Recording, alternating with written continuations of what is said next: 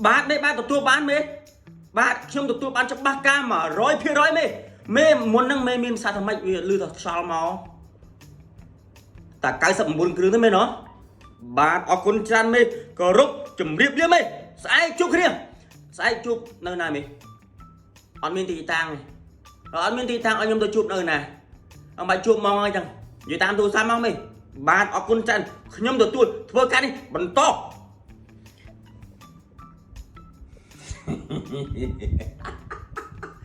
bạn ạ này nha cứ rộp chùm điệp xua bốc mai bong ồn chế ti cứ rộp an nâng chế ti sro lạnh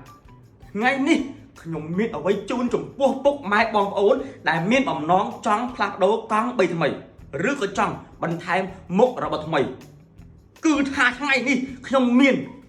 promotion cả lụa bên cho đầm lay bị xe bị con bây akisne má ổn niên ồ cha tê bong ổn mây trái tay mà đòn con bây ở cái sini mà ổn niên cứ chia con bây ở cái sini đồng bông kê bằng o nơi Campuchia họ là tam stong đa phu nâng bãi trái cái chia tùm nước pi protein kore anh nhung ai dấu đói prao tham một bôi ở cái sini miền than này sang ăn cuối sát prao bàn dú chấm này tích chấm nành thuê đỏ cao sắp bằng buôn kêu promotion bị xét sầm ráp tại khai thनु bị tăng bay artisani mà ó niên bong ổn bong muốn sam sợ bay đổ lá đập bay từตัวbán đồng lai bị xét trăm té bay pón bay rồi sam sập bay đổ lá khát non mùi kêuได้làm lai đá mà buôn pónผมbuôn rồi cao sắpผมbuôn đổ lá tham chun còn hai mùi chốt rồi băng ai phèn mùi chốt nâng phạ lệ rồi chỉ sát bong rầm lú ở hồi đó tới sam sấp và mùi khai chìm mùi nâng cơm hôn to đại miền Prạ Châu luôn muốn trăm tay mùi phía rồi rư có sam sấp bay đổ là hãy bong phải trăm khai trăm tay mà rồi đọc buôn đổ là nó mùi khai Prạ mùi khai đầm bông mình phân chất ai bắt đầu vô Prạ mình thế ní chun có nó phiếp để dạy biệt pi cho năm rư có pi mơn km Prạ có đó do với bảo sân chia mình bên trên phò là bong ổn đôi mó đòi ất cái thay rồi dạ bên bay khai đầm bùng sầm ram tai bong ổn là ban mình chia tính không khai thnu không đồng lại khẳng lớn đi tai phần nông phốt cầm nót ngày thì sam sập muối khai thnu pi pon mà thấy mùi con bay on niên chồng này tích chồng này thua đó on nhiên mobility còn bay akesini đầm bông cái bong ở Campuchiaมีบซัวสุดได้ปริมาตั้งไล่ตั้งจัดตั้งช่างแต่ทำไมตั้งจ้าแอดมินทางนี้ตลอดมาดองเดียไร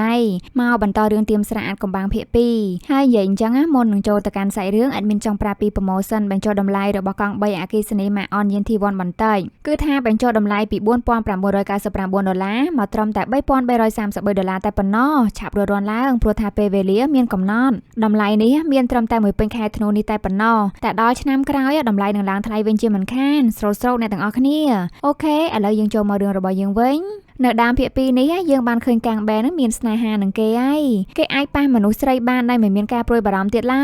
สำคัญนะบ่มรองหนังทาบขณีเตียดตายเมื่อเตอร์ด้วยจิตทาบในต่างออกขณีเว้งไม่เต้หายตามเปิดนะคือกรอนตายจิกาโยสอบระบกลางแบแต่ปนนอวอลจูให้หนังได้กูกลางเงระบเนี้ยจะเนี่ยเรียบจอมไอกลางแบได้ซาแต่เกนะงะปีบ้านหนังป้ามนุษย์เป้งจังงะตรมแต่ขนมโยสอบก็ออกจัดได้ให้บานบันเตยเมาส์กลางแบนั่งก็ตระบานได้พญามาเว้งสบายปปันนังสันบานให้เหมือนเจ้ากองตรากลางเงมาดองบอลจัวตระการช่วยปีกลางแบตายระยะเปตายมือคายปนนอกลางแบเกกับบางสมอันกองตราจิมอนสันให้อันยูเตอร์กับอันจอมจำหน่วยมวยเดบานในใหญ่ทาจะโควิดเยียนดอกบอเกนังหนังไอเมื่อคืนปลังเข้ามาในขนมกลมลงเปเฟอร์กาเฮาไอหนึ่งบรรทอจวบเจือจันทรายเตียนกลางแบเกด้วยจิอัดโยลสังเกกับบางสัววอลจูให้วอลจูนังก็เห็นเตะเตอหนังชลายได้รวยให้เนียงกับกรอนตาในใหญ่ทาอัดไอเย่ก็มารำไอกลางแบนังเมื่อเตอจำลายนังด้วยจิมันแมนมันไอเด้เกยกับบานปะไดวอลจูเมื่อแข่งเราทานีในใหญ่กาเปิลตายกลมสังเคมอสมาร์ตเพียบบอกกลางแบกเมียนประสิทธิภาพแต่เลือวอลจูเล่ารวมถึงได้กูระบเนียงมันเนี่ยเตียนกลางแบกกับมาสดับการเบาสไลไปได้กูระบวอลจูเวงจังเตอร์ให้การแต่สดับเตอร์การแต่เมียนอารมณ์ท่าอดสัวซ่ากลางแบกแทมถึงบานปะวอลจูให้ถึงได้กูกลางเงยระบเนียงเตียทาปวดกว่าถึงปีเนี่ยนังงัดเวอร์กลางเงยอดบานสมไรบานมารอเกจุยนู่จังฮะบาวมาคายนังเกจุยอดบานเกนเอาแต่เหมือนไอดอสไลปัญหาโคลนไอบานแต่ได้นั่งให้วอลจูนั่งก็ตระเกจับยอตนาเตียนอดกาเร่กลางแบนั่งก็บานเอากระดูกเลี้ยวปวด គេចេញទៅវិញទៅពេលដែលទៅដល់ផ្ទះកាំងបែក៏នៅគេងសិនចឹងកិនបានមកសន្ទុះមកអ៊ំស្រីអ្នកជិតខាងហ្នឹងក៏បានយករបស់ញ៉ាំខ្លះៗមកឲ្យគេគាត់ឡើងចិត្តល្អមែនតែនហើយគាត់បាននិយាយថាកូនស្រីគាត់ហ្នឹងក៏ចិត្តរៀបការដែរកូនគាត់ហ្នឹងការនៅថ្ងៃទី9ខែ5នេះឯងការចំថ្ងៃខួបកំណើតខ្លួនឯងតែម្ដងរឿងក៏បានកាត់មកថ្ងៃស្អែកទៅយើងក៏បានឃើញនារីដ៏ស្រស់ស្អាតម្នាក់រៀងឡើងសិចស៊ីទៀតបានដើរមករកកាំងបែហើយម្នាក់នោះគឺជាវ៉លជូនឹងឯងនាងបានយកម្ហូបឡើងច្រើនយកមកឲ្យកាំងបែហើយនឹងមិត្តភ័ក្តិរបស់គេនិយាយទៅគឺថាមកយកចិត្តកាំងបែនឹងឯងនាងបាននិយាយប្រាប់ពួកម៉ាក់កាំងបែដែរថាការងារដែលនាងសុំឲ្យកាំងបែធ្វើហ្នឹងគឺអត់មានពាក់ព័ន្ធជាមួយនឹងការងាររាល់ថ្ងៃហ្នឹងទេព្រោះថានាងត្រូវការតែកាំងបែពេលយប់តែប៉ុណ្ណោះនាងបានបន្ថែមទៀតថាដោយសារតែកាំងបែនឹងមានរូបរាងល្អនាងបញ្ជាក់ដែរថានាងបើកទៀមស្រាមិនមែនកន្លែងរស់ស៊ីខុសច្បាប់ទេកាំងបែវិញគេទ្រាំស្ដាប់វ៉លជូនោះនិយាយប្រាប់ពួកម៉ាក់គេទៀតលេងបានហើយគេក៏បានសុំទៅនិយាយនៅខាងក្រៅទៅពីអ្នកវិញគឺថាគេនៅតែមិនព្រមទទួលយកការងារដែលវ៉លជូបានស្នើសុំនឹងដដែលទោះបីជាវ៉លជូនឹងខំនិយាយល្អនិយាយញាក់ញក់ដាក់គេមិនក៏គេអត់ព្រមដែរបន្ទាប់មកកាំងបែនឹងក៏បានត្រឡប់មកធ្វើការរបស់គេវិញទៅក្នុងកំឡុងពេលនោះដែរក៏មានប្រូម៉ូសិនប្រចាំថ្ងៃដែលបានបញ្ចុះតម្លៃច្រើនមែនតែនអញ្ចឹងទៅមនុស្សម្នានឹងក៏បានសម្រុកមកទិញនៅម្ដុំនេះហើយម្ដុំហ្នឹងគឺក្បែរកាំងបែកំពុងតែធ្វើការនឹងតែម្ដងកាំងបែពេលដែលបានឃើញមនុស្សមកច្រើនពេកគេក៏ចង់រត់រកកន្លែងដែលស្ងាត់វិញមានណាវ៉លជូនឹងក៏បានមកដល់ទាន់ពេលហើយនាងក៏បានរុញឲ្យកាំងបែនឹងចូលទៅក្នុងចំណោមមនុស្សទាំងអស់នោះតែម្ដងទៅឡើងចឹងហ្មងហើយមនុស្សទាំងអស់នោះគ្រាន់តែបានប៉ះកាំងបែហើយពួកគេក៏នាំគ្នាទៅដើមនិយាយពាក្យនៅក្នុងចិត្តនឹងឲ្យកាំងបែស្ដាប់ឡើងញ៉ៃពេលហ្នឹងអត់ដឹងថាស្ដាប់មួយណាចោលមួយណាទេត្រង់គ្នានិយាយឡើងពេញហ្នឹងកាំងបែគេក៏បានរត់ចេញពីទីនេះទៅហើយអ្នកដែលបានប៉ះកាំងបែទាំងប៉ុន្មានហ្នឹងក៏បាននាំគ្នាដេញតាមកាំងបែឡើងពេញផ្សាររត់តាមឡើងគ្រប់ច្រកល្ហកហ្មងហើយសំណាងដែរកាំងបែហ្នឹងក៏បានរត់រកកន្លែងពួនឃើញប៉ុន្តែកុំតាន់វ៉លជូក៏បានដើរមកទីនេះនាងថែមទាំងប្រុងនឹងហៅឲ្យអ្នកទាំងអស់នោះដឹងពីកន្លែងពួនរបស់កាំងបែទៀតទ្រាំមិនបានកាំងបែនឹងក៏បានសម្រេចចិត្តព្រមធ្វើការឲ្យវ៉លជូតែម្ដងទៅ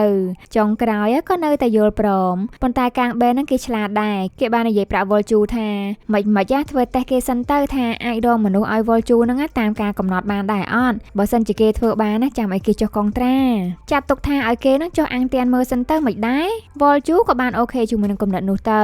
ហើយរឿងក៏បានកាត់ទៅអ៊ំស្រីអ្នកជិតខាងរបស់កាំងបែវិញគាត់បានចេញមកពីដើរលេងផ្សារជាមួយនឹងកូនស្រីរបស់គាត់ពេលនោះដែរគាត់ក៏បានផ្ដាំឲ្យកូនស្រីនឹងប្រាប់អ្នកដន្លងផងមុខគាត់ហ្នឹងអាឡែស៊ីជាមួយនឹងគ្រឿងសម្អាងអញ្ចឹងទៅថ្ងៃការហ្នឹងគាត់អត់បានផាត់មុខផាត់មាត់អីនឹងគេទេប្រាប់ដើម្បីកុំឲ្យខាងដន្លងនឹងប្រកាន់អីអញ្ចឹងទៅបន្ទាប់មកពួកគេទាំងពីរនាក់ហ្នឹងក៏បាននាំគ្នាចូលទៀមស្រារបស់វ៉លជូទៅដើម្បីបានញ៉ាំអីពេលដែលចូលមកដល់ក៏បានឃើញកាំងបែនៅទីនេះពួកគេទាំង3នាក់ហ្នឹងបានស្គាល់គ្នានោះអីជាអ្នកជិតខាងគ្នា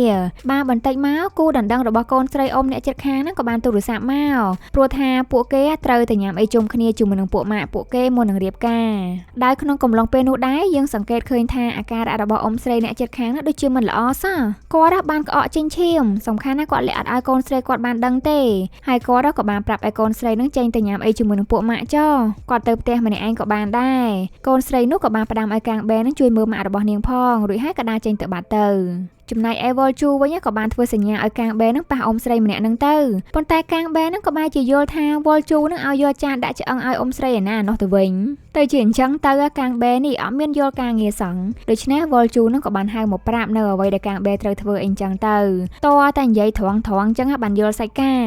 ដូច្នេះកាំងបែនឹងក៏បានទៅប៉ះដៃអ៊ំស្រីនោះហើយវាតមននឹងក៏បានចេញដូចសពដងអញ្ចឹងអ៊ំស្រីគាត់ក៏បានរៀបរាប់ពីរឿងនៅក្នុងចិត្តគាត់ជាដំបូងគឺគាត់បានបើកហាងលក់គ្រឿងសមុទ្រមួយកន្លែងដែលពេលហ្នឹងគឺមានអ្នកបម្រើដ៏ស្លូតស្មោះត្រង់ម្នាក់បានមកជួយគាត់អ្នកបម្រើម្នាក់នោះជួយគាត់បានច្រើនណាស់ហើយនិយាយអញ្ចឹងពេលហ្នឹងអ៊ំស្រីគឺជាស្រីមេម៉ាយម្នាក់គាត់អត់មានប្តីអត់មានកូនទេគាត់រស់នៅតែម្នាក់ឯងអ្នកបម្រើរបស់គាត់ហ្នឹងគឺជាស្រីកមុំដែលអត់ហ៊ានមានស្នេហាទេនាងខ្លាចថាពេលដែលនាងស្រឡាញ់គ្នាទៅហើយពេលមានកូនមានអីអញ្ចឹងនាងខ្លាចថាកូននាងហ្នឹងកំព្រាដូចជានាងដែរប៉ុន្តែអ៊ំស្រីអត់ឲ្យនាងគិតច្រើនឡើយឧទាហរណ៍ថាបើសិនជាអញ្ចឹងមែនណាចាំគាត់ចិញ្ចឹមកូនឲ្យគាត់ឲ្យនាងយកសង្សារមួយនឹងគេទៅខណៈពេលនោះដែរក៏មានភ្ញៀវប្រុសសង្ហាម្នាក់ហ្នឹងបានចូលមកទីនេះគ្រាន់តែដើរចូលមកជះភាពសង្ហាភ្លាមតែម្ដងហើយអ៊ំស្រីវិញគ្រាន់តែបានឃើញបរិះនោះហើយនិយាយពីថា តាក់ចិត្តលងស្នេហ៍ពេញបេះដូងភ្លាមមួយរំពេចបេះដូងនេះនិយាយពីថាធ្វើការឡើងលឿនតាំងពីថ្ងៃនោះមកភ្ញៀវនោះតែងតែអាសាមកញ៉ាំអីនៅទីនេះរហូតហើយអ៊ំស្រីគាត់យកចិត្តនឹងបរិះហ្នឹងណាគាត់ស្រឡាញ់គេទាំងមិនបានដឹងថាតាមពិតបរិះនោះបានធ្លាក់នៅក្នុងអន្លង់ស្នេហ៍របស់អ្នកបម្រើគាត់ឡើយរហូតតតែដល់ថ្ងៃមួយដែលបរិះនោះក៏បានប្រកាសពីស្នេហារបស់ពួកគេទាំងពីរនាក់សំខាន់ណាស់អ្នកបម្រើអ៊ំស្រីហ្នឹងក៏មានផ្ទៃពោះចំនួន3ខែទៅហើយទៀតអ៊ំស្រីដឹងភ្លាមគាត់ក្តៅដូចទឹកពុះអញ្ចឹងហើយពេលដែលអ្នកបម្រើចំណិតរបស់គាត់សម្រាកូនក៏គាត់មិនខ្ចីទៅមើលដែរគាត់ស្អប់នាងដល់ឆ្អឹងពេកគាត់គិតថានាងនឹងដដើមសង្សារគាត់អីអញ្ចឹងណាលុះនៅថ្ងៃមួយពេលដែលគាត់រៀងផឹកស្បឹងសឿងស្របពេលនឹងបរោះនៅក្នុងក្តីសម័យដែលត្រូវបានគេឆក់យកទឹកបាក់នឹងបានមកលេងគាត់ស្រាប់តែមានគំនិតអាក្រក់ហ្មងដោយសារតែភ្លើងប្រច័ណ្ឌភ្លើងចំណែណាគាត់ក៏បានសួរបរោះនោះថាបងឯងច្បាស់អត់ថាកូននឹងគឺជាកូនបងឯងអត់ដែរដឹងប្រវត្តិប្រពន្ធបងឯងទេពីមុនមកបន្ទាប់មកអ៊ំស្រីហ្នឹងក៏បានចាប់ផ្ដើមខ្សឹបដាក់ទៅជាបរោះនោះហើយអត់ដឹងថានិយាយស្អីខ្លះទ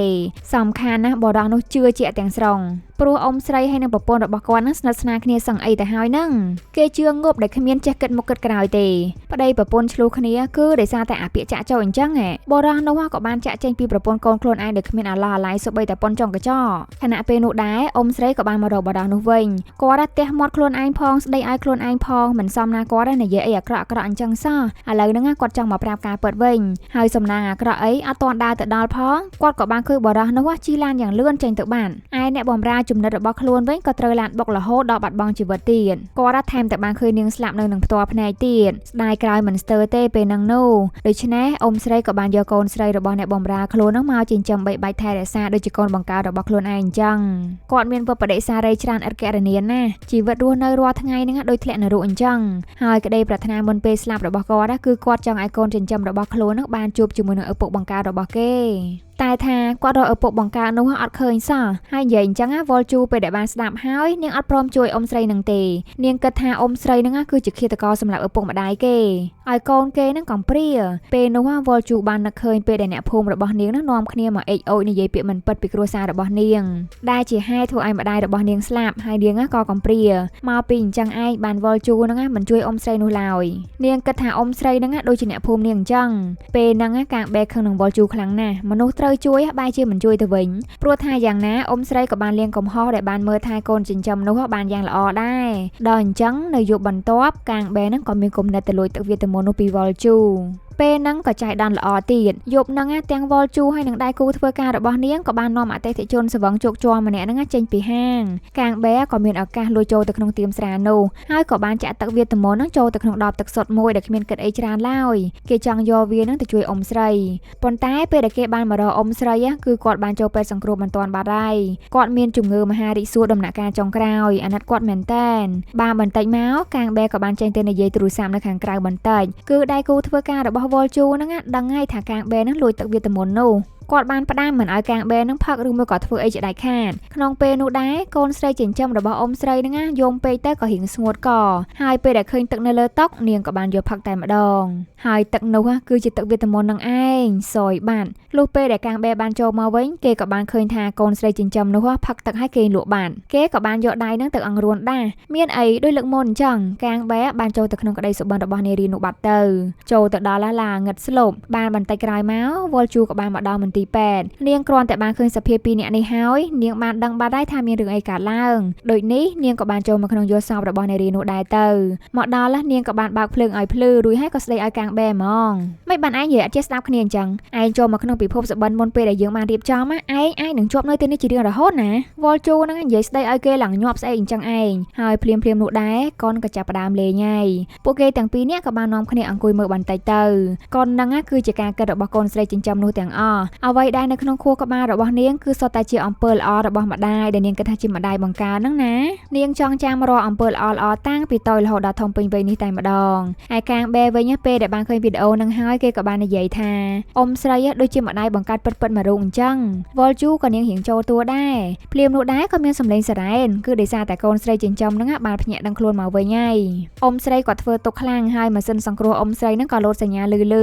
អញ្ចឹងឯងបាននាងភ្ញាក់រីឯវ៉លជូក៏បាន បានដើរចេញទៅវិញទៅនាងអត់បាននៅជួយអ៊ំស្រីឡើយកាងបែវិញគេមានចិត្តមេត្តាសណ្ដោសបណៃនៅក្នុងខ្លួនណាគេក៏បានរត់ទៅតាមវល់ជូដើម្បីឲ្យនាងជួយសំខាន់ណាស់គេសុកចិត្តចុះកងត្រាការងារជាមួយនឹងវល់ជូនឹងតែម្ដងឲ្យតានាងព្រមជួយអ៊ំស្រីតវងវល់ជូរៀងស្ទាក់ស្ទើរដែរប៉ុន្តែគិតសពទៅអាណិតអញ្ចឹងហើយក៏ជួយហ្មងទៅប៉ុន្តែពេលនោះដែរអ៊ំស្រីគាត់ក៏បានបាត់បង់ជីវិតបាត់ទៅហើយគ្រូពេទ្យមិនអាចជួយសង្គ្រោះបានដូច្នេះវល់ជូក៏បានសុំពេលយមទូតនឹងតាមមួយថ្ងៃទេនាងសន្យាថាអ៊ំស្រីនឹងអត់បាត់ទៅណាឡើយនាងចង់ជួយបំពេញក្តីប្រាថ្នាឲ្យអ៊ំស្រីឲ្យបានសម្រេចយមទូតនឹងក៏ដូចជាចាញ់កែភ្នែករបស់វល់ជូទៀតលេងស្លឹងមកអញ្ចឹងហ្មងយមទូតនោះក៏បានយកព្រមតាមសំណើនឹងទៅបន្ទាប់មកវល់ជូក៏បាននាំអ៊ំស្រីមកទៀមស្រារបស់នាងចំណែកឯកាងបែក៏បានអរគុណអ៊ំស្រីដែលតែងតែធ្វើល្អដាក់គេរហូតមកគេនឹងមិនបំភ្លេចគុណមួយនេះទេកាងបែគេមើលអត់ឃើញអ៊ំស្រីទេគេគ្រាន់តែដឹងពីវល់ជូហើយនឹងដៃគូការងាររបស់នាងនឹងថាគាត់អង្គុយទល់មុខគេបន្ទាប់មកទៀតអ៊ំស្រីក៏បានបង្ហាញរូបថតរបស់ប៉ាបង្កើតកូនស្រីចិញ្ចឹមនោះគាត់ស្គាល់តែឈ្មោះទេក្រៅពីហ្នឹងស្អីក៏គាត់អត់ស្គាល់អត់ដឹងដែរដៃគូការងារវល់ជូនឹងក៏បានយកទូរស័ព្ទមកថតរូបនោះកន្លែងហ្នឹងឡើងលយមែនតើអ្នកទាំងអស់គ្នារូបថតរបស់ខ្មោចទេប៉ុន្តែចេញរូបមកមែនតែនឡើងខប់សាហាវហើយគាត់ក៏បានទូរស័ព្ទទៅគ្នាគាត់សួររកពីកន្លែងរបស់ប៉ាបង្កើតនោះរស់នៅអីចឹងទៅគេមានខ្សែគេដោយសារតែដៃគូការងារវល់ជូពីមុនហ្នឹងធ្លាប់ធ្វើការនៅខាងផ្នែកប៉ូលីសរឿងក៏បានកាត់មកពេលដែលអ្នកទាំង3ហ្នឹងបានមករកទីលំនៅរបស់ប៉ាបង្កើតនោះឃើញហើយពេលហ្នឹងគួរឲ្យស្ដាយដែរប៉ាបង្កើតនោះបានបាត់បង់ការចងចាំអស់ហើយគាត់ចាំតែឈ្មោះខ្លួនឯងតែប៉ុណ្ណោះវល់ជូខំយកត្រីសមុទ្រហ្នឹងមកឲ្យគាត់ពិសាទៀតឃើញលោថាគាត់ចាំបានថាស្នេហាគាត់ហ្នឹងជួបគ្នានៅហាងលក់ត្រីសមុទ្រនេះតែយ៉ាងណាក៏គាត់នៅតែមិនចាំតដែរហ្នឹងអញ្ចឹងហើយនាងក៏បានធ្វើសញ្ញាឲ្យកាងបែហ្នឹងប៉ះលោកអ៊ំហ្នឹងទៅកាងបែតតែមកសតុះបានយល់ការរួចហើយក៏បានប៉ះដៃលោកអ៊ំប៉ាបង្កើតហ្នឹងទៅពេលនោះគាត់ក៏ស្រាប់តែនិយាយថាពេលអ៊ំញ៉ាំត្រីសមុទ្រហ្នឹងទៅធ្វើឲ្យអ៊ំនឹកឃើញរឿងមួយគឺជាយូរមកហើយពេលដែលអ៊ំញ៉ាំត្រីសមុទ្រនោះទៅស្រាប់តែអ៊ំហ្នឹងឆ្លាក់ឆ្អឹងវានៅនឹងកហើយឆ្អឹងគេឡើងធំអ៊ំប៊ីនឹងស្លាប់គាត់ចាំតែរឿងអញ្ចឹងឯងអ្នកទាំងអស់គ្នាដូច្នេះវិធីគឺត្រូវឲ្យអ៊ំប្រុសហ្នឹងផឹកទឹកវាទមននោះបានប៉ុន្តែតម្រាំតែទៅដល់សេអ៊ូលវិញវារៀងយូរដែរហើយក៏មិនប្រកាសថាអ៊ំប្រុសហ្នឹងនឹងទៅជាមួយពួកគេដូចគ្នាជាសំណាងល្អកាងបែនៅសល់ទឹកវាទមននោះខ្លះនៅក្នុងកាបូបរបស់គេដោយសារតែកូនស្រីចិញ្ចឹមនោះអត់បានផឹកអស់ផងអីយ៉ាល្អមកវិញតែប៉ុណ្ណេះមានដំណោះស្រាយបានហើយលុះពេលដែលពួកគេបានចូលទៅដល់ក្នុងការកិត្តរបស់ប៉ាបង្កើតនោះពួកគេបានឃើញតែពេលដែលគាត់មានបំណងចង់សម្លាប់ខ្លួនតែប៉ុណ្ណោះដូចជាអត់មានការគិតពីប្រពន្ធកូនសោះអញ្ចឹងពួកគេមានតែត្រូវចូលទៅក្នុងការគិតរបស់បរិះនោះឲ្យបានជ្រៅបន្តិចតែវាក៏គ្រោះថ្នាក់ណាស់ដែរព្រោះទីកន្លែងនោះឡើងច្រើនជាន់មែនតែនថែមទាំងងឹតស្លុបទៀតហើយតែការណាមិនប្រយ័ត្នហើយធ្លាក់ចុះទៅខាងក្រោមវិញ្ញាណរបស់យើងនឹងរលាយបាត់រូបរាងភ្លាមតែម្ដងដូច្នេះតើតែប្រយ័ត្នប្រយែងបន្តិចលុះផុតពីកន្លែងនឹងហើយក៏ដល់កន្លែងមួយទៀតជាលក្ខណៈស្ពានហើយក៏ងឹតស្លុបដូចគ្នាសំខាន់ណាស់នៅទីនេះមានទ្វារដាក់លេខកូដជាប់ទៀតពួកគេក៏ចេះតែចុចលេខព្រាវអញ្ចឹងទៅគ្រាន់តែចុចហើយពឹបស្ពាននៅទីនេះក៏បាក់យកហ្មងព្រោះថាពួកគេហ្នឹងបានដាក់លេខកូដខុសហើយមិនមែនចេះតែចុចបានស្រួលទេបន្ទាប់មកដៃគូការងាររបស់វល់ជូក៏សុំជាអ្នកចុចម្ដងពួកគេចេះតែស្មានដូចតែគ្នាហ្នឹងហើយគ្រាន់តែចុចភ្លាមក៏ខុសទៀតហើយស្ពានហ្នឹងក៏បានបន្តបាក់ទៀតហើយសំឡេងក៏មិនដឹងថាលន់លឺមកពីណាទេបានប្រាប់ថានៅសល់តែម្ដងទៀតតែប៉ុណ្ណោះតែខុសម្ដងទៀតហ្នឹងគឺដឹងតែស្លាប់ទាំងអស់គ្នាជាមិនខានវីវឲ្យតែប៉ុណ្ណេះបានបន្តិចមកដៃគូការងាររបស់វល់ជូក៏បានឃើញគំនិតមួយគាត់គិតថាលេខកូដហ្នឹងប្រហែលជាលេខកូដថ្ងៃខែឆ្នាំកំណើតដែរអញ្ចឹងទៅគាត់ក៏ចង់ទូរស័ព្ទសួរថ្ងៃខែឆ្នាំកំណើតរបស់ប៉ាបង្កើតនោះពីអ្នកធ្វើការនៅកន្លែងចាស់របស់គាត់ហើយដោយសារតែឥឡូវហ្នឹងស្ពាននៅសល់តែម្ដុំរើខ្លួនអត់រួចទេគាត់ក៏បានពឹងឲ្យវល់ជូហើយនឹងកាងបែហ្នឹងលូកយកទូរស័ព្ទក្នុងហាប៉ៅឲ្យគាត់បន្តិចមកពួកគេទាំងពីរនាក់នោះក៏ចេះតែលូកស្ទាបអញ្ចឹងទៅហើយគាត់ក៏ចាប់ផ្ដើមមកសើបាយគាត់ទប់អត់ជាប់ទេអញ្ចឹងហើយពេលដែលដកទូរស័ព្ទបានឯហ្នឹងក៏កន្លាច់ដៃធ្វើឲ្យទូរស័ព្ទហ្នឹងជ្រុះទៅខាងក្រោមបានអស់សង្ឃឹមមកលីងហ្មងបានអីជីទីពឹងទៀតឥឡូវតតែមកសតុះធំបានកាងបែហ្នឹងនឹកឃើញថាកូនស្រីរបស់អ៊ំប្រុសនោះការចំថ្ងៃកំណើតរបស់នាងគឺថ្ងៃទី9 ខែ 5អញ្ចឹងមានតែសាក់ចុចលេខកូដហ្នឹងហើយកាងបែថាគាត់ក៏ជាឪម្នាក់ដែរយ៉ាងណាក៏នៅចាំថ្ងៃកំណើតកូនខ្លួនដែរពួកគេទាំង3នាក់ហ្នឹងក៏បានសម្រុះសម្រួលគ្នាចុចលេខកូដហ្នឹងទៅមានអីត្រូវរបស់គេមែនអ្នកទាំងអស់គ្នា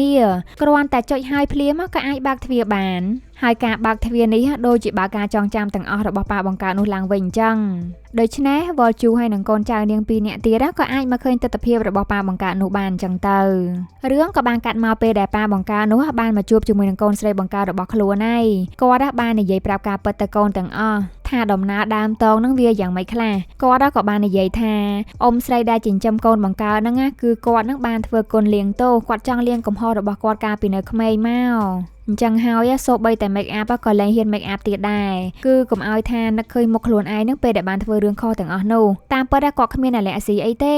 ហើយកូនស្រីចិញ្ចឹមម្នាក់នេះក៏មិនបានស្អប់ម្ដាយចិញ្ចឹមរបស់ខ្លួនដែរនាងមានតែអាណិតនាងអរគុណណាស់ដែលគាត់បានចិញ្ចឹមបីបាច់ថែរក្សានាងបានយ៉ាងល្អបែបនេះនាងថែមទាំងនិយាយថាកូនស្រឡាញ់ម៉ាក់ពេលនោះដែរអ៊ំស្រីក៏បានឈរស្ដាប់ឮតែទាំងអស់ហ្នឹងតែប៉ុណ្ណេះគាត់លែងស្ដាយក្រោយអីទៀតហើយគាត់អស់ចិត្តហើយគាត់អាចទៅលោកខាងមុខបានទាំងស្ងប់ចិត្តរួចហើយយមទូតក៏បាននាំអ៊ំស្រីចេញទៅនាំទៅហ្នឹងគឺបាននាំទៅជួបជាមួយនឹងអ្នកបម្រើចំណិតរបស់គាត់ទៀតអ្នកបម្រើរបស់អ៊ំស្រីឡើងស្រស់ស្អាតកំពុងតែឈររងចាំអ៊ំស្រី